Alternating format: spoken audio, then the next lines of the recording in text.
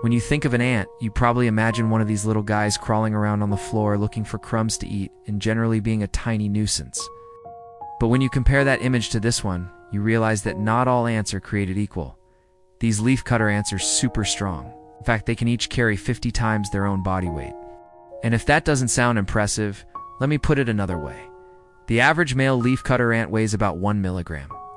So if he were to lift a car, it would weigh around 50,000 milligrams or 50 grams.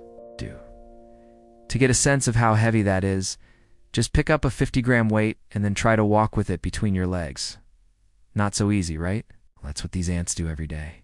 But why do they need to be so strong? It's because they use their incredible strength to cut leaves off of plants and carry them back to their colony.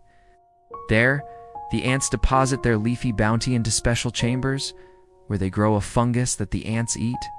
Yes, you heard that right. Ants farming fungus.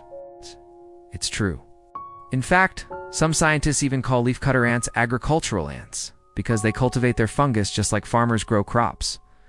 Each leafcutter ant colony has up to 8 chambers for growing fungus, and each chamber is home to a different fungus species.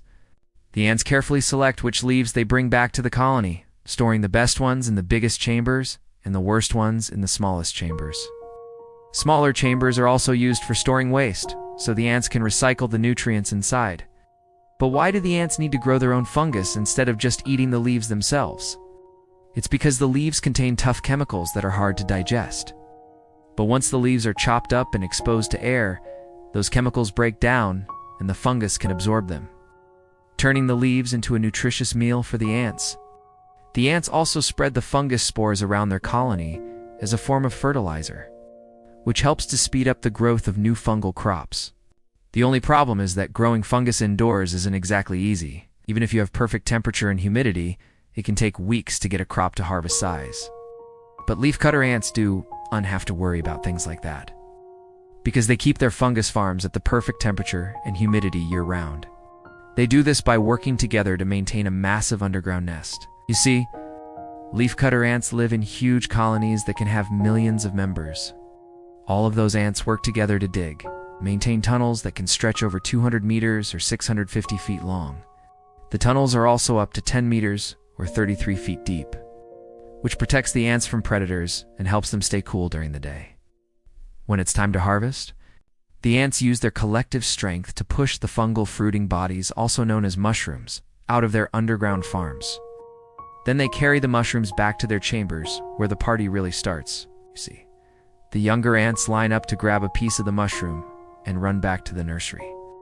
There they deposit their food and then head back out to get more.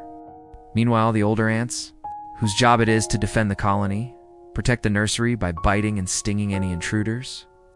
This division of labor allows the colony to grow and thrive. In fact, leafcutter ant colonies can live for hundreds of years, which is a very long time for an ant.